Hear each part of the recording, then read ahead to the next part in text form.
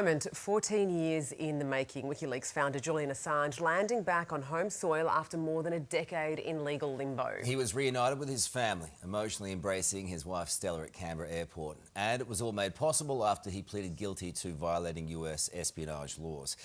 We're very pleased to say we're joined by Julian's wife Stella and his lawyer Jennifer Robinson in Canberra. Good morning, ladies. Nice to see you this morning. Stella, good morning to you. You're first up. Let's start with that kiss. Yes, it was a long time coming. How did it all feel? Oh, we weren't allowed to kiss in Belmarsh prison. Wow. It was the best day of my life. We were just crying and overcome by emotion. Everyone was crying. When we went into the lounge, everyone was crying. I was still crying.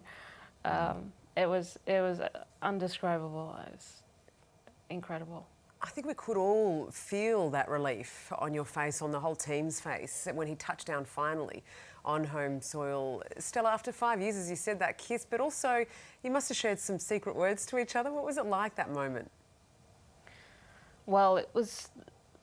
Look, we haven't had any privacy during the time that he's been in Belmarsh prison. All our phone calls were monitored, they were recorded. There was a little recording in the beginning that said this conversation is being recorded. They were only 10 minutes at a time. We haven't been able to speak on our own terms or privately for so long. And so this, it wasn't just the moment of seeing each other, but on completely different terms than what we've had for until now.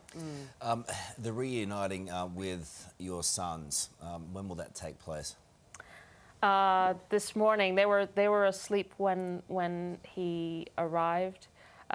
He was able to see the sun come up this morning. He's amazed at seeing the horizon. I mean, he hasn't seen the horizon in at least 12 years. And of course, the beauty of the Australian landscape is overwhelming. But yes, the children were very excited when they heard that Daddy was about to come home. Yeah, it must be so exciting for them. Jen, I mean, you've been there for 14 years, every single legal hurdle, twist and turn. You put out that picture of you and Julian on the plane with simple words, "We did it." That's right. I mean, what else can we say? We finally did it. It took 14 years, but we're finally here. And I can't tell you how relieved and happy I am for Stella and for the family and for Julian.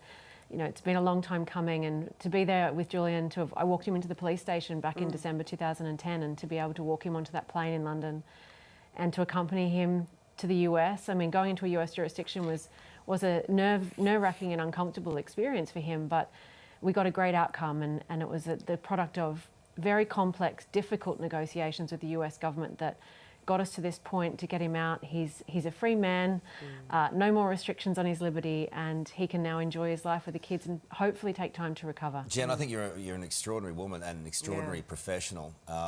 If I ever needed a lawyer, I'd be calling you. I probably will, let's face it. You can't. But is that legal process now complete? Will you be seeking pardon? Look, at the moment, we're just pleased that he's home. It was an incredibly difficult negotiation and process to get to this point. We're thrilled that he's home. We're grateful to the Australian government. We're grateful to the Australian Prime Minister, and I want to acknowledge the incredible work that our Prime Minister did, our Attorney General, our Foreign Minister, and our Ambassador Kevin Rudd in the US, our High Commissioner Stephen Smith. It was a huge effort by the Australian government, a massive diplomatic effort alongside our legal negotiations with the Department of Justice to get to this outcome. And so right now we just want to take a breath, let Julian recover and celebrate. I mean, this is a huge win for Australia. It's a huge win for Julian, and it's a huge win for free speech. Of course, it's a dangerous precedent that what's just happened to him. The prosecution itself is a dangerous precedent. No journalist, and especially an award-winning Australian journalist, shouldn't spend 5.5 years in a high-security prison. But I hope that this decision and the fact that we were able to get him out gives hope to other people who are imprisoned around the world, and I hope that those who supported him and supported us in defending him will now turn their efforts into better protecting journalists and improving laws so that this never happens again. It's been so tough, I guess, and there must have been times when you thought this was never going to come, this day would never come where Julian tasted freedom at last, and now, Stella, that he has it, what is the first thing you do with it? Just sit and enjoy it. I mean, the sitting without doing anything, that's bliss. Not having to worry anymore. Just the potential and the promise of the future. We haven't had that, so that's a real gift, and we're going to savor it. It's going to take some adjusting too, I'm sure. Look, a question for both of you. He has been, and I'm sure will continue to be, an outspoken guy. Do you think his days of exposing military and government secrets are over, or will he continue to do that? Well, look, Julian is not just a publisher, he's a public commentator. He is an expert on surveillance and geopolitics and so on, and he defends, as you said, free speech and human rights. So in whatever way he is going to take that forward, I don't know. I don't think he knows either. But you can be sure that he will continue to defend victims and fight for justice once he's recovered. Very good to speak to you both. Go and enjoy that freedom while you can. Thank you Thanks so so much. much. Really appreciate it.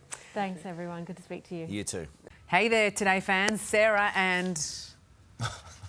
What's my name again? Oh my goodness, Carl. Hey, thanks for watching our YouTube channel, though. Subscribe now for more news, special reports, and amazing Aussie stories. And Carl misbehaving, Whoa, of course. that never happens. Always happens. What's she talking about?